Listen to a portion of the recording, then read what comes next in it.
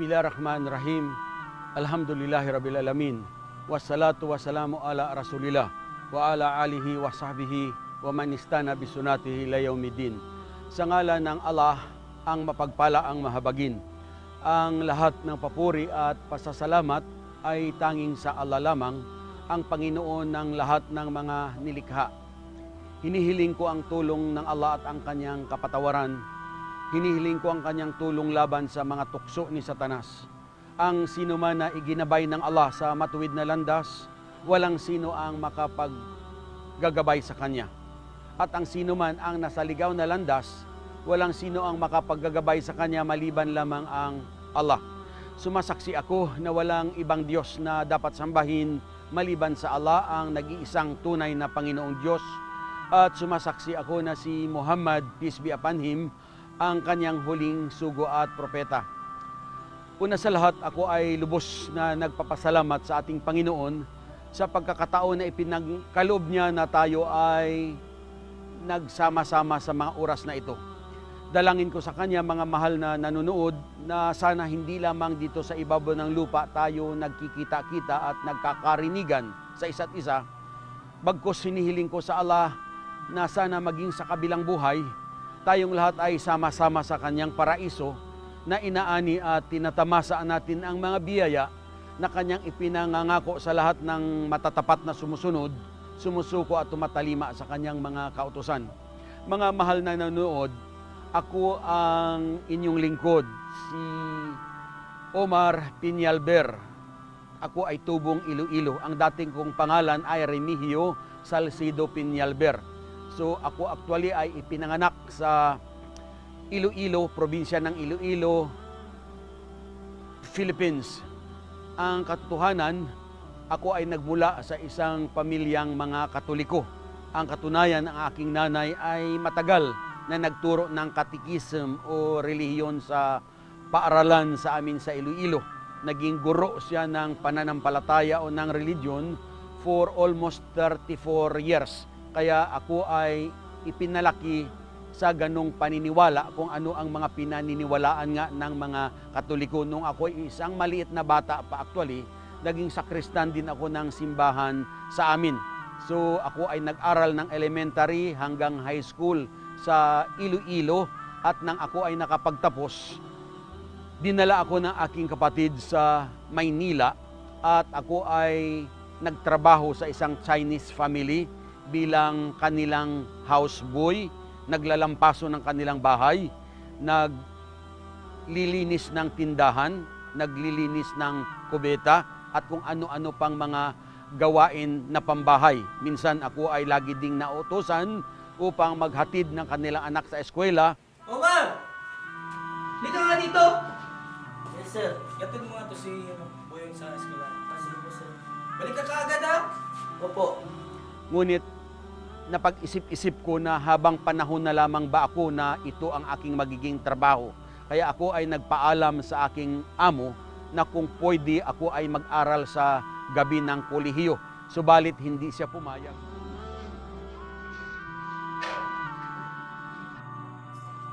Sir, gusto ko po sana mag-aral ng kolehiyo. Ano? Hindi pwede. Pag hindi pwede, sir. Ano naman, marami tayong kaklase ito. Kaya ang ginawa ko, nagpunta ako sa Bureau of Labor sa Espanya, sa Manila, at idinulog ko ang hindi niya pagpayag sa akin. Kaya pinadalhan siya ng telegrama, at dahil hindi rin siya marunong bumasa, ako ang nagbasa ng telegrama sa kanya. At ang sabi ko, ipinatatawag ka sa Bureau of Labor para pag-usapan natin kung bakit hindi ka papayag na ako ay mag-aral sa gabi. So medyo kinabahan siya, kaya ang sabi niya sa akin, bumalik na lamang ako roon at ipakancel na yung aking complaint, at pinayagan na niya ako na mag-aral. So ako ay nag-aral ng secretarial, 2 taon ito, hanggang sa ako ay nakuha ng Philippine Air Force bilang court stenographer. So habang nagtatrabaho ako as court stenographer, nag-aral pa rin ako sa gabi, kumuha ako ng Bachelor of Science in Commerce, hanggang sa ito ay natapos ko working student. So nang matapos ko ang commerce, Na-hire naman ako ng Far East Bank and Trust Company bilang isang clerk hanggang sa ako ay na-promote na maging supervisor sa bangko. So noong ako ay isang supervisor na sa bangko, nag-aral pa rin ako sa gabi, kumuha ako ng Bachelor of Laws ng pagkaabogado sa Manuel Luis Quezon University at hanggang third year proper lamang sapagkat ako ay binigyan ng offer na kung gusto ko magtrabaho sa Saudi Arabia bilang executive secretary. So dahil sa medyo malaki ang offer, tumigil ako sa pagtatrabaho sa bangko at pati sa aking pag-aaral at tinanggap ko. Kaya ako ay nagpunta ng Saudi Arabia para magtrabaho sa isang computer company being an executive secretary. So habang ako ay nagtatrabaho roon,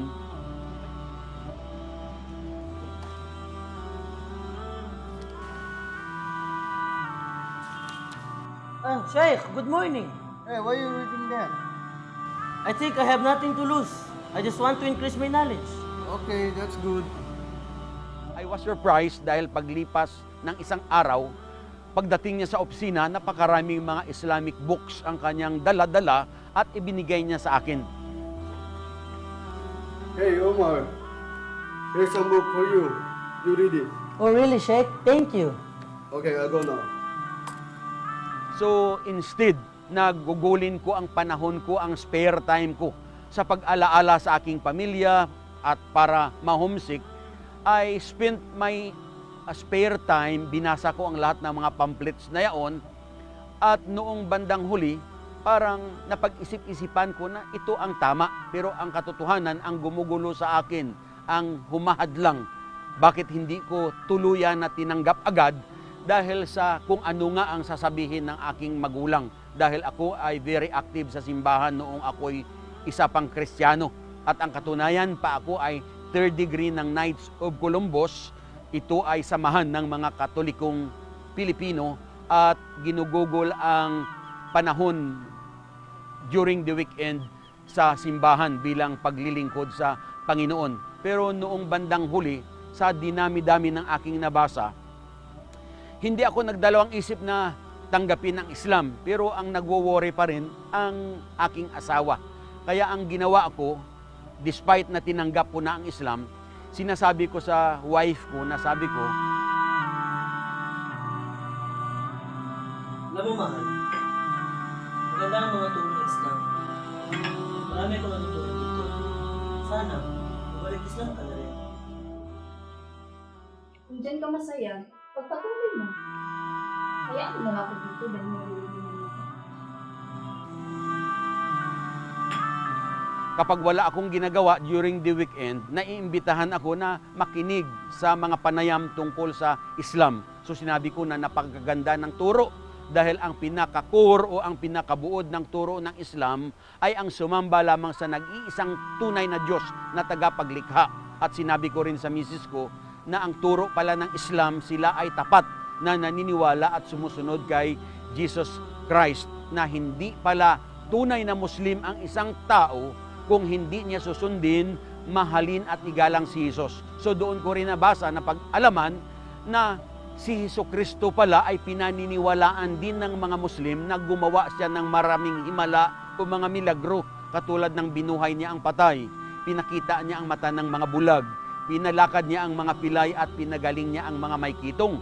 At itinuro din doon sa aking pakikinig at sa pagbabasa na si Jesus Christ pinaniniwalaan din ng mga Muslim na siya ay isinilang na walang tatay o ama. Kaya lang sa paliwanag roon, sinasabi na ang Panginoong Diyos na tunay dahil siya nga ang lumikha ng lahat-lahat ng bagay na nakikita at hindi nakikita, at siya ang pinakadakila at pinakamakapangyarihan sa lahat. Linikha ng Panginoong Diyos ang mga tao sa iba't ibang paraan. So ang paliwanag roon na ang tao linikha ng Panginoong Diyos sa apat na pamamaraan. Ang nakalagay doon na ang unang tao na linikha ng Panginoong Diyos, walang magulang siya na pinagmulan, at ito ay si Iba, which is totoo. Pangalawa, lumikha ang Diyos ng tao na galing sa lalaki at walang babae na pinagmulan, at ito ay si Iba na galing sa rib sa tadyang ni Adan. At pangatlo, lumikha ang Diyos ng tao galing sa babae at lalaki, which is opposite ni Adan, na walang babae at lalaking pinagmulan, at ito ay nang magsiping si Adan at si Eva, at lumabas ang maraming kalalakihan at kababaihan, at kasama tayong lahat-lahat roon.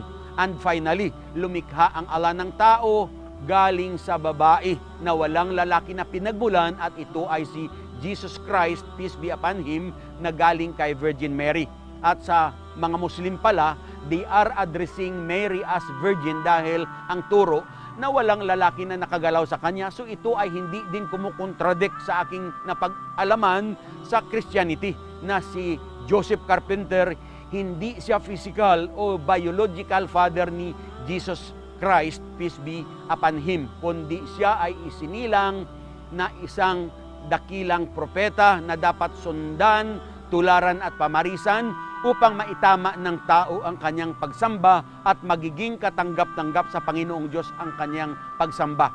So sa mga iilang kadahilanang ito, mga mahal na nakikinig o nanonood, hindi ako nagdalawang isip na tanggapin ang Islam dahil itinuturo din na sa araw ng paghuhukom, walang magulang ang matutulungan ng anak at walang anak ang matutulungan ng magulang. Ang lahat mamamatay at ang bawat isa sa atin ay mananagot sa sarili niyang ginawa. So hanggang dito na muna at ipagpatuloy natin pagkaraan ng ilang paalaala. Maraming salamat and please stay put.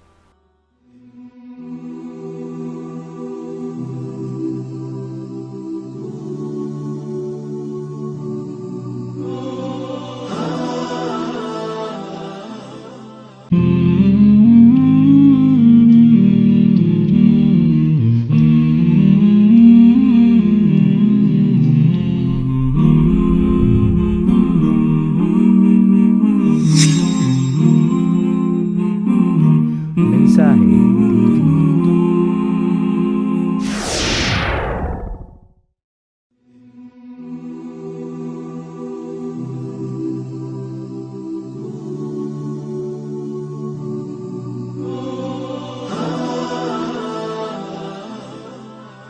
Mga mahal na nanonood at mga tagapakinig, bilang pagpapatuloy kung bakit ko niyakap ang Islam, dahil katulad nga ng nasabi ko kanina, unang-una, ang turo kung sino ang dapat sambahin. At pangalawa, kung papaano sasambahin ang tunay at ang nag-iisang Panginoong Diyos. So, ang isa pa rito, ang tungkol sa aral ng Islam, tungkol sa pagmamahal sa magulang. Dahil sa Islam pala, kahit na magdasal ka ng 5 beses, dahil ang mga Muslim, inuobliga na magdasal ng 5 beses sa maghapon bilang pag-alaala, pagpapasalamat, pagpuri at pagtanaw ng utang na loob sa Panginoong Diyos. So, ang isang nakaakit pa sa akin ay ang tungkol sa pagmamahal sa magulang. Dahil ang turo ng Islam na kahit magdasal ka ng 5 beses, subalit kung ikaw ay pabaya o lapastangan sa iyong mga magulang, yung pagdarasal hindi assurance na ikaw ay makapapasok sa paraiso. So may nabasa ako doon sa isang aklat sa Islam, yung tungkol sa mga major sins, yung mga pinakamalaking mga kasalanan. Ang isang aral doon ay tungkol sa pagmamahal sa magulang. Noong time ni Propeta Muhammad, doon sa aking nabasa, noong time ni Propeta Muhammad, peace be upon him, may isang babae na pumunta sa kanya. Ang sabi ng babae kay Propeta Muhammad, "O sugo ng Allah, pwede bang tulungan ninyo ako?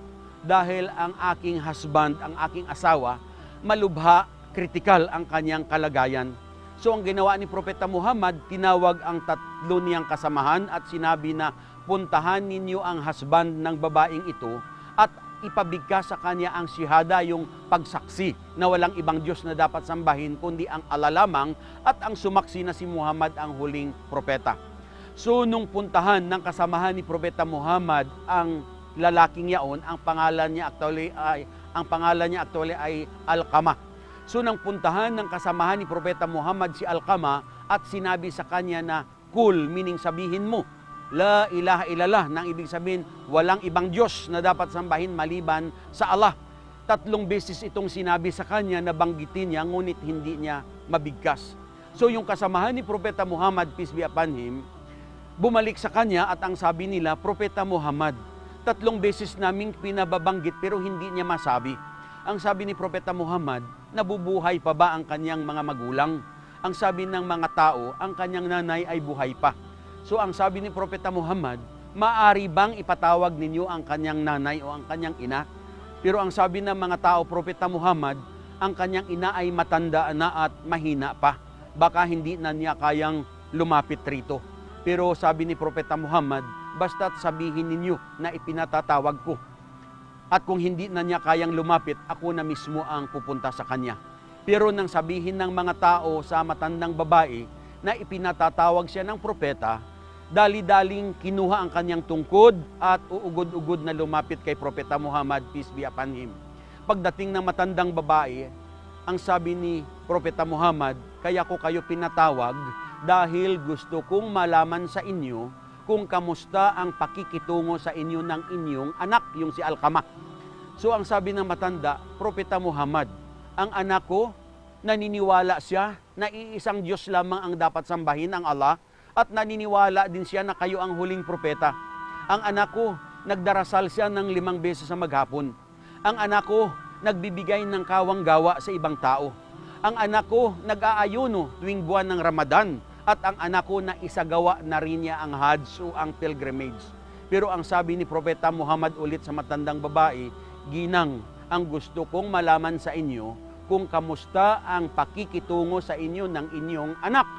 So nang maunawaan ng matandang babae na ang pilit na malaman ni Propeta Muhammad ay ang pakikitungo sa kanya ng kanyang anak, lumuha ang matanda at ang sabi niya, Propeta Muhammad, ang anak ko, alam niya na ako ay nagsusulo at matanda na at mahina pa. Pero pinababayaan niya ako. Samantalang ang misis niya, anuman ang nanaisin, sinusunod niya ang lahat ng layaw. So, nang marinig ni Propeta Muhammad, nalungkot siya at lumuha din. Kaya ang sabi niya doon sa kasamahan niya, kumuha kayo ng maraming tuyo na kahoy, dalhin niyo dito sa harapan ng matanda, at yung kanyang anak na nag-aagaw buhay, kunin niyo at dalhin niyo rin sa kanyang harapan. So sabi ng matandang babae, Propeta Muhammad, ano ang gagawin ninyo sa aking anak? Ang sabi ni Propeta Muhammad, susunugin siya sa inyong harapan. Nang marinig ng matanda na susunugin ang kanyang anak, humagulhol siya ng pagluha at ang sabi niya, Propeta Muhammad, ang bagay na ito ang hindi ko matitiis na gagawin ninyo sa pinakamamahal kong anak. Pero ang sabi ni Propeta Muhammad, ginang, higit mong katakutan ang darating na araw ng paghuhukom.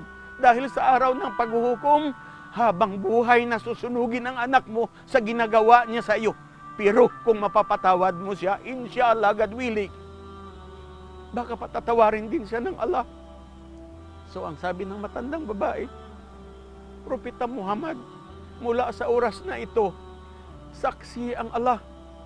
Saksi kayo bilang propeta, saksi ang mga anghel, at saksi ang lahat ng tao na anuman ang pagkukulang sa akin ng aking anak, pinatatawad ko siya. Allahu Akbar. So sabi ni Propeta Muhammad ulit sa kasama niya, puntahan ninyo ang anak na matanda at ipabigkas sa kanya ang syahada o yung pagsaksi na walang ibang Diyos na dapat sambahin maliban sa Allah.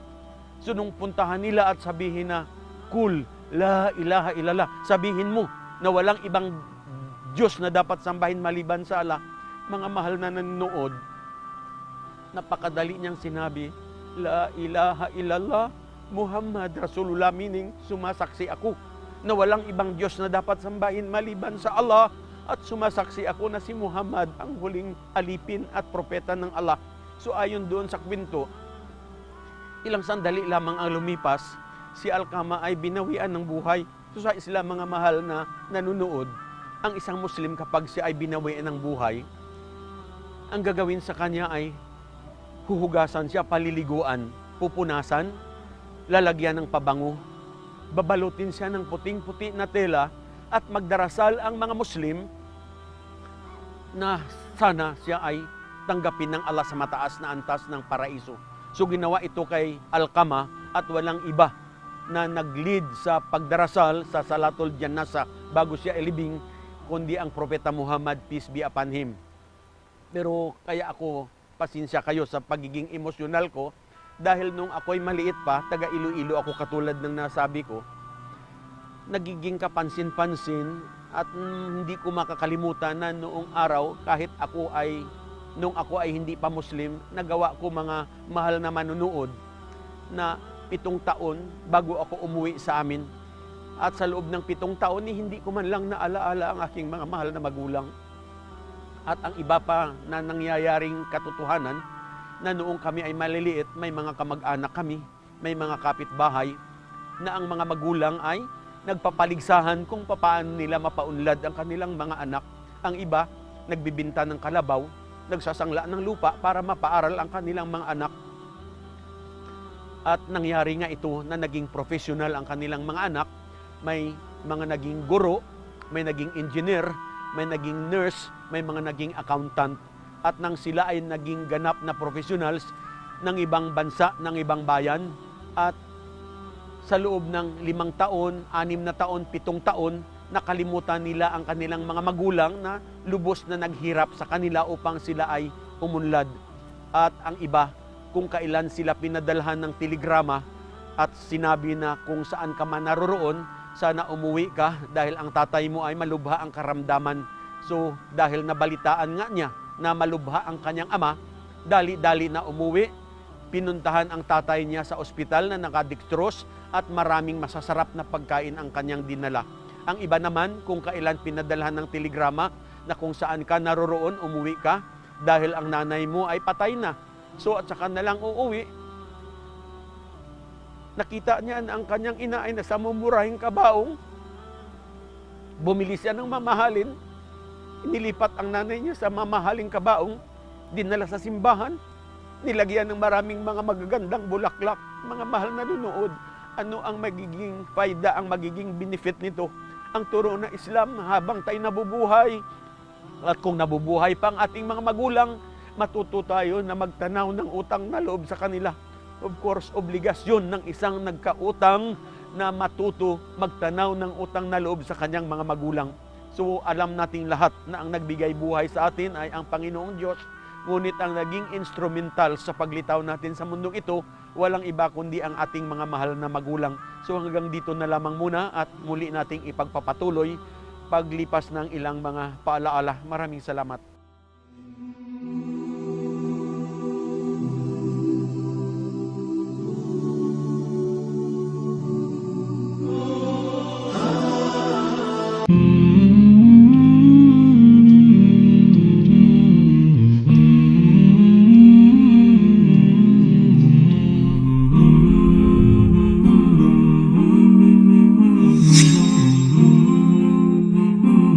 Mensahe TV.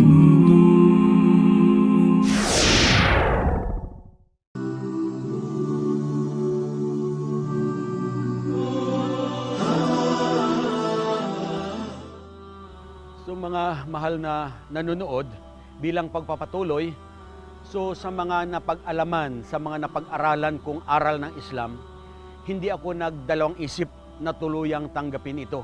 Ang pagpasok actually sa Islam, walang maraming seremonya.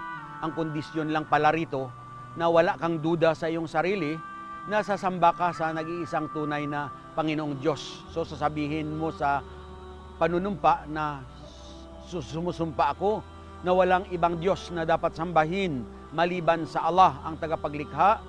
Sumasaksi ako na si Muhammad ang huling propeta ng Allah at sumasaksi ako na si Jesucristo na anak ni Birhen Maria, propeta ng Allah. So nang tinanggap ko ito, of course, hindi doon nagwakas. Pinag-aralan ko kung paano isagawa ang tamang pagdarasal at ang pagdarasal ng mga Muslim, ang pagdarasal sa Islam. Actually, sasabihin natin na talagang ito ang tama at itong totoo. Dahil kung papaano nagdasal si Jesus Christ, si Moises, si Abraham, si Noah at ang ilang mga propeta pa ng Panginoong Diyos, ito rin ang pamamaraan ng pagdarasal na ginawa ng mga Muslim dahil itinuturo din sa Islam na ang lahat ng propeta, sila ang tamang daan, sila ang ilaw tungo sa katotohanan at kaligtasan. Na ang ibig sabihin, kung ang mga propeta na ipinadala ng Panginoong Diyos ang ating magiging huwaran sa pagsamba natin sa tunay na Panginoong Diyos, tatanggapin ang pagsamba ng isang tao at ito ang magdadala sa kanya sa tunay na kaligtasan sa darating na araw ng paghuhukom. So mga mahal na nanonood, sa pagpapatuloy ko sa pag-aaral, of course dumating ang time na ako ay magbabakasyon.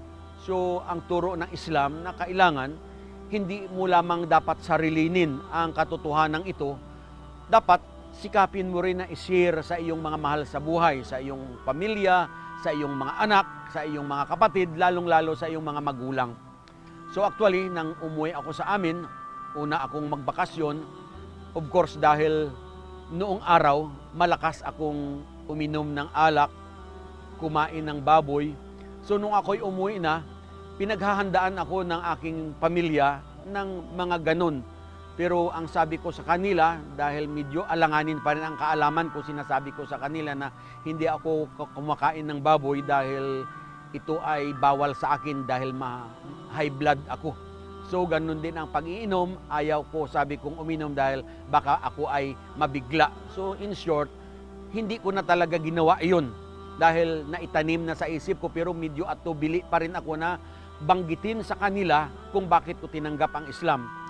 Ngunit sa paglipas pa ng ilang panahon, nagbabader ako na kailangan nga iparating ko sa aking mga mahal sa buhay. Dahil kung mahal mo ang mga pamilya mo, dapat naisin mo rin na sila ay maliligtas sa kaparusahan sa araw ng paghukom.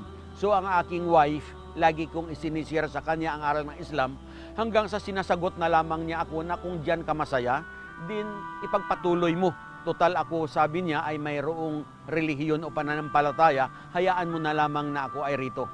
So dahil alam ko na ito ay hindi talaga totoo, lalo na yung mga sumasamba sa Diyos-Diyosan, dahil Katoliko nga siya. So sinikap ko na iparating talaga sa kanya.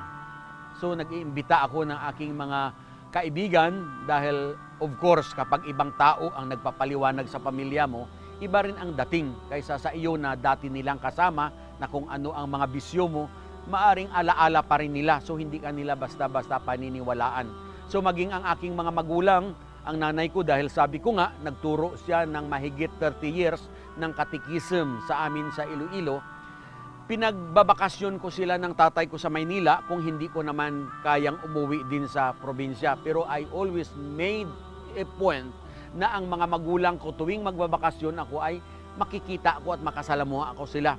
So isang beses na pinagbakasyon ko ang aking mga magulang, sinikap ko talaga na iparating sa kanila ang mensahe. So ang nanay ko, lagi niya akong dinidibati hanggang sa sasabihin na lamang niya sa akin na ang katotohanan, lahat ng relihiyon naman ay tama. So ipagpatuloy mo ang sa iyo at ipagpatuloy ko yung sa akin. Pero ang tatay ko naman, dahil siya ang witness o ang saksi, kapag kami ay nag-uusap ng nanay ko, nagpapaliwanagan, sinasabi ng tatay ko na sabi niya tama raw ang mga paliwanag ko o tama daw yung Islam. Kaya lang ang kondisyon niya sa akin, sabi niya, kung maipapangako mo na ang lahat ng Muslim aabuti ng 100 taon bago mamatay, maaring mag-Muslim din ako. Kaya nalungkot ako, ang sabi ko sa tatay ko, sa pangangatwiran mo, sa sinasabi mo, para bagang hindi ka naniniwala na may kabilang buhay o araw ng paghuhukom. Dahil ang concern mo lamang ay kung papaano ka magkaroon ng mahabang buhay. Pero sabi ko sa tatay ko, kung naniniwala ka na may kabilang buhay at may araw ng paghuhukom, kahit na ilang taon ka lamang na mabubuhay dito sa mundo, baliwala sana ito. Dahil ang higit mong paghandaan ang kabilang buhay, dahil kung ang sinasamba mo ay ang tunay na Diyos na lumikha sa atin, ipinangangako naman niya sa iyo na ikaw ay magkakaroon ng buhay na walang hanggan sa paraiso. Pero kung ang sinasamba mo ay hindi ang tunay na Diyos na lumikha sa atin, katotohanan na ang kasasadlakan ng isang tao ay ang impyernong apoy na ang panggatong ay tao at mga bato. So, hindi ko pa rin sila nakumbinsi.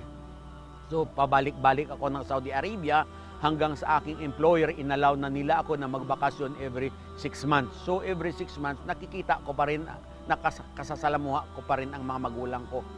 So, dahil sa parang naramdaman ko na parang hindi masyadong epektibo ang aking pagpapaliwanag, kinausap ko ang isang brother na dati siyang seminarista. Actually, 3 taon na lamang siya, 3 taon na lamang sana ay siya ay magiging ganap na napari dahil matagal siyang seminaryan. So, kinontak ko yung brother.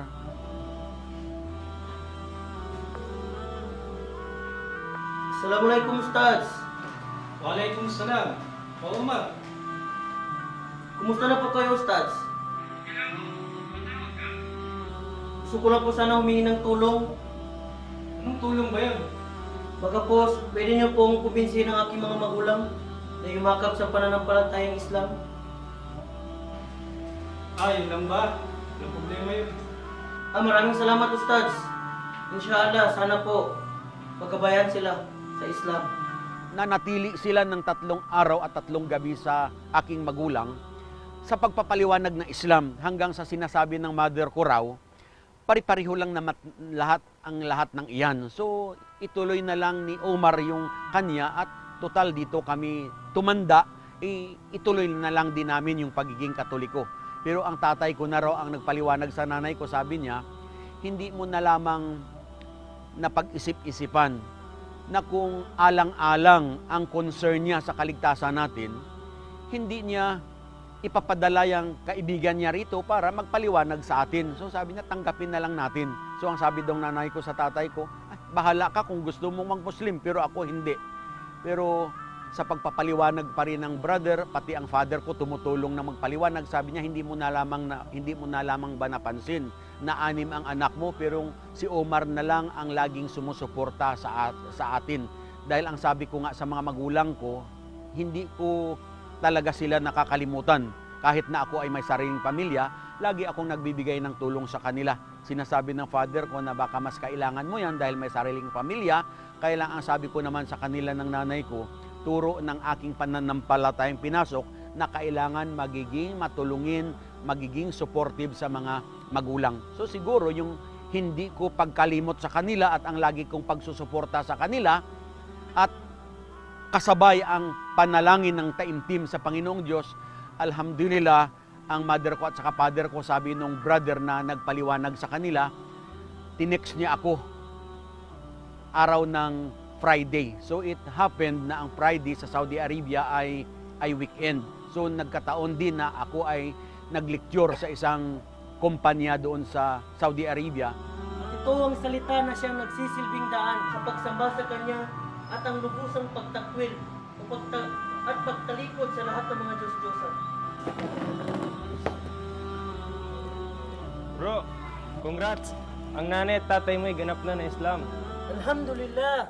So sa kasiyahan ko, hindi ko mapigilan ang sarili ko at nagpatira pa ako bilang pagpapasalamat ko sa Panginoon sapagkat iginabay niya ang aking mga mahal na magulang. So ang turo pa ng Islam, mga mahal na nanonood, na kahit patay na ang mga mahal mo sa buhay, subalit kung isang pananampalataya ang inyong ipinamumuhay, katotohanan na sa kabilang buhay pagsasamahin kayo ng Panginoong Diyos sa Kanyang paraiso, na inyong aanihin at tatamasain ang mga biyaya na Kanyang ipinangangako sa sino mang tapat na sumasamba lamang sa Kanya.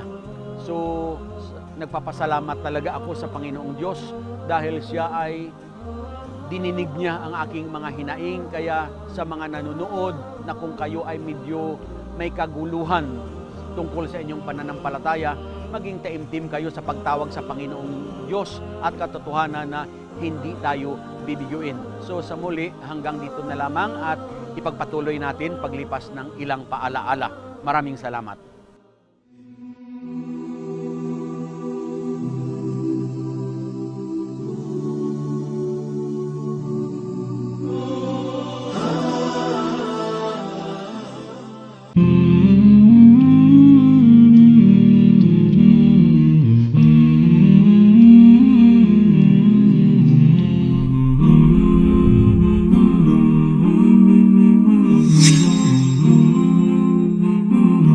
Mensahe TV.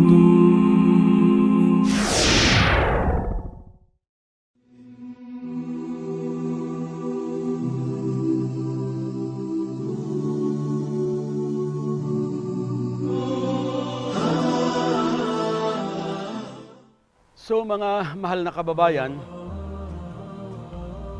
bilang pagtanggap ko ng Islam at saka sa mga pagbabago na ginawa ko sa aking sarili, sa wakas, iginabay din ng Allah o ng Panginoong Diyos ang aking sariling pamilya, aking wife, ang aming mga anak, at ang aking mga mahal na magulang. So ang katunayan, hindi lamang magulang ko at ang sarili kong pamilya, kundi may mga kapatid ako na yumakap sa Islam, may mga pamangkin ako na nag-embrace din ng Islam. At salamat sa Allah, sa Panginoong Diyos. Dahil kung hindi ko man sila nakakasama sa isang lugar sa kasalukuyan, ang katotohanan na magwawakas tayong lahat at magbabalik tayo sa ating Panginoon at tapat ang paniniwala ko na kami ay pagsasamahin ng Diyos sa kanyang paraiso. So of course, hindi ko na winakasan, hindi ko lamang itinigil ang aking pagpapaliwanag ng Islam doon sa aking sariling pamilya at sa aking mga magulang. Bagkus, sinikap ko na iparating ito sa maraming mga tao. At ang katotohanan na ang turo ng Islam, sinabi ni Propeta Muhammad, na sino man ang iginabay ng Diyos sa katotohanan, meaning sa Islam, ang magiging gantimpala mo sa Panginoon sa araw ng paghuhukom kung ikaw ang tumulong para magabayan ang isang tao. Ang sinabi pa ni Propeta Muhammad na sa araw ng paghuhukom, ang magiging reward o ang magiging gantimpala mo sa mga ginagawa mong pagpapalaganap ay higit pa sa mundong ito at sa kanyang mga nilalaman. So ngayon ako ay patuloy na nagbabahagi ng Islam, lalong-lalo na sa mga Filipino community. Hindi lamang dito sa ating bansa sa Pilipinas, kundi maging sa iba't ibang lugar sa mundo, ako ay naaanyayahan. Lagi ako sa Saudi Arabia, iba't ibang cities, iba't ibang lugar. Ako ay naimbitahan na magliktyor sa mga hospitals, sa iba't ibang kumpanya, sa mga public places, at napakaraming mga kababayan natin ang nagmumuslim. Ganon din, lagi akong naimbitahan sa UAE katulad ng Sharjah, sa Dubai, sa Abu Dhabi, at marami sa mga kababayan natin ang nagmumuslim. Ganon din sa Doha, sa Qatar, sa Muscat, sa Oman, at marami sa mga kababayan natin ang yumayakap sa pananampalatayang Islam.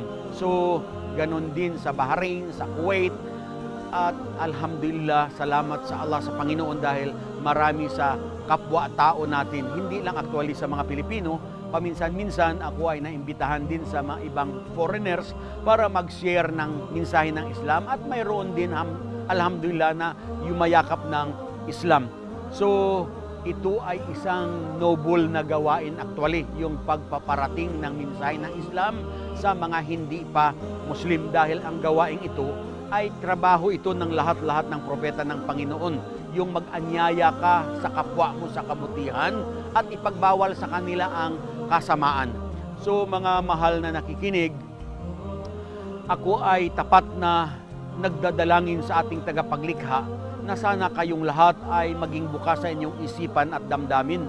Tanggapin natin ang pananampalatayang Islam dahil ito naman talaga ang katotohanan.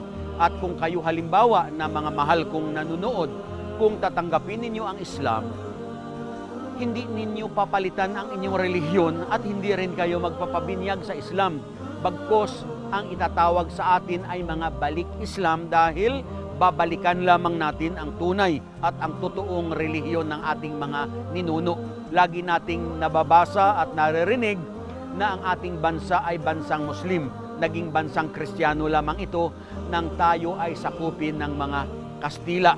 So ang mga kasaysayan dito, kung halimbawa mamasyal tayo sa Lunita, nandoon ang pinakamalaking estatwa kay Raha Sulaiman na tinaguri ang Great Muslim Leader. May mga Raha tayo, may mga dato. Siguro narinig ninyo yung mga pangalang Raha Sulaiman, Raha Humabon, Raha Lakandula, Raha Matanda, mayroon tayong Dato Puti, Dato Lapu-Lapu, Dato Sikatuna, Dato Sumakwil, Dato Paduhinog, Dato Dumalugdog, Dato Dumangsol, Dato Balinsula, Dato Marikodo. Lahat ng pangalan na aking nabanggit, if we are reading the history of the Philippines, silang lahat ay mga Muslim. Ang kanilang pananampalataya ay Islam. Kaya inuulit ko, mga mahal na nanonood, kung kayo ay papasok sa Islam, hindi kayo magpapalit ng relihiyon, kundi babalikan lamang natin ang tunay at ang totoong relihiyon ng ating mga kanunuan. So mga mahal na kababayan, mga mahal na nanonood, sa Islam, walang masama na tayong lahat ay magsumikap upang tayo umunlad sa mundong ito. Subalit, Ang turo pa ng Islam na ang dapat at higit nating pagsikapan at paghandaan ay ang tinatawag na kabilang buhay sapagkat naroroon ang buhay na walang hanggan. At ang paghanda sa kabilang buhay, huwag na huwag nating sabihin sa ating sarili na tsaka na lang dahil ang katotohanan, walang sino sa atin natangan o hawak natin ang ating buhay. Ang sabi nga ng ating tagapaglikha sa banal na Quran, ang sabi ng Allah, وَمَا تَدْرِ نَفْسٌ مَدَّ تَكْسِبُ غَدًا وَمَا تَدْرِ نَفْسٌ بِأَيِّ أَرْضٍ تَمُوتُ. Ang kahulugan, sabi ng Allah, walang sino sa inyo ang nakaalam kung ano ang mangyayari sa inyo bukas. At walang sino sa inyo ang nakaalam kung saang puok o lugar kayo mamamatay. Inna Allah alimun kabir. Tanging ang Allah, ang Diyos lamang, ang nakaalam ng lahat-lahat ng bagay.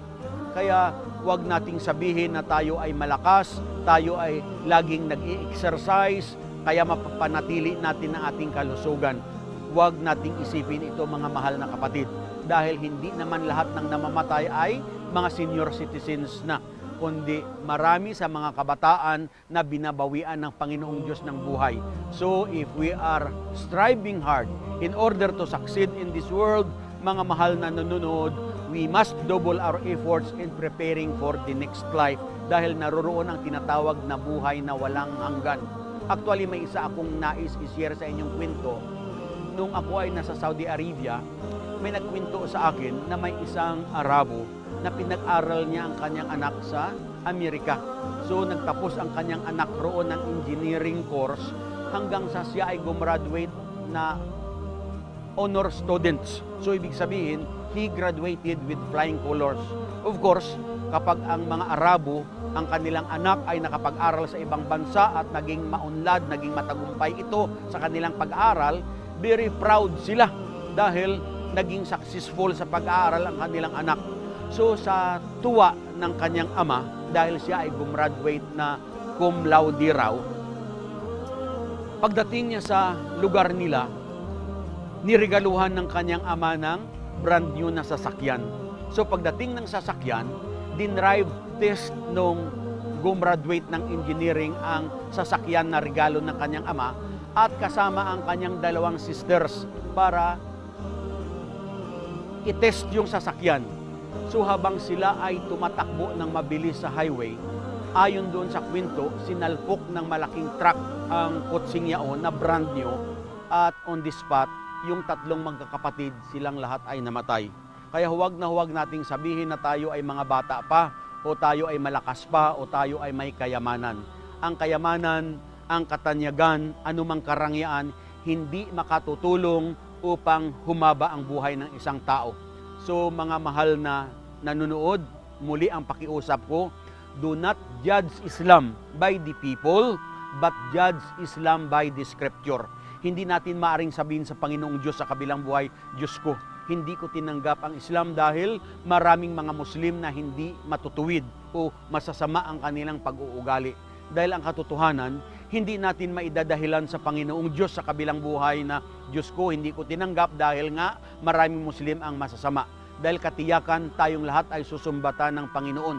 Sasabihin niya sa atin na pinagkalooban ka ng tamang isip, tamang talino, bakit hindi ito ang ginamit mo para ipamuhay? At of course, uulitin ko, katakutan natin ang tinatawag na kabilang buhay. Dahil sa araw na yaon, walang magulang ang matutulungan ng anak, walang anak ang matutulungan ng magulang, walang asawa ang matutulungan ng asawa, walang kapatid ang matutulungan ng kapatid, walang kamag-anak ang matutulungan ng kamag-anak, walang kaibigan ang matutulungan ng kaibigan. Mga mahal na nanonood, tayong lahat ay mamamatay, and each and every one of us will be accountable to God on the day of judgment. So, pagsikapan natin na paghandaan ang kabilang buhay dahil actually, hindi tayo nilikha ng Diyos dito sa lupa para kumain, matulog, mag-asawa, maglikom ng material na bagay. Those are only secondaries. But the first and foremost reason why God created all of us is to worship Him. Dahil ang sabi nga ng Allah sa banal na Quran, وَمَا كَلَقْتُ الْجِنَّ وَالْإِنسَ إِلَّا لِيَعْبُدُونِ, meaning ang sabi ng Panginoon, hindi ko nilikha ang mga jinns at ang sangkatauhan maliban sa sila ay sumamba lamang sa akin. So wag na huwag din nating sabihin na kapag tayo ay binawian na ng buhay, tapos na rin ang lahat. Ang sabi pa ng Allah sa banal na Quran, Afahasibutum anama kalaknakum abata wa anakum ilayna la turjaun. Ang kahulugan, sabi ng Allah, inaakala ba ninyo na kayo ay nilikha na parang mga laro lamang? Hindi ba ninyo iniisip na kayong lahat babawian ng buhay at magbabalik kayo sa Panginoon upang kayo ay magsulit sa inyong mga ginawa? So mga mahal na nanonood, may kasabihan, death is an inevitable event. It is everybody's prospect and it will surely come to happen. Katotohanan na mamatay tayo dahil ang sabi pa ng Allah, aina matakunu yudrikakumul maut walau kuntum fi burujin musayyada. Ang sabi ng Allah, wherever you are, death will find you out. Even if you are in towers built up strong and high, kahit saan ka naroroon, aabutin ka ng kamatayan. Kahit ikaw ay magpagawa ng turi, bulletproof at magtago ka, mamamatay ka pa rin. So, sa muli mga mahal kong nanonood, maraming salamat sa panahon na inyong ibinahagi at dalangin ko sa tagapaglikha na tayong lahat ay igabay sa katotohanan, buksan ang ating mga isipan at damdamin at igabay tayong lahat sa katotohanan. So, sa muli, I wish you all the best. Maraming salamat at hangad ko ang tagumpay nating lahat dito sa mundo, higit sa lahat sa kabilang buhay sa araw ng paghuhukom. Wa akhiru da'wana alhamdulillahi rabbil alamin. Assalamualaikum warahmatullahi wabarakatuh. Sumainyo ang kapayapaan, pagpapala at habag ng Panginoong Diyos ang dakilang lumikha. Maraming salamat.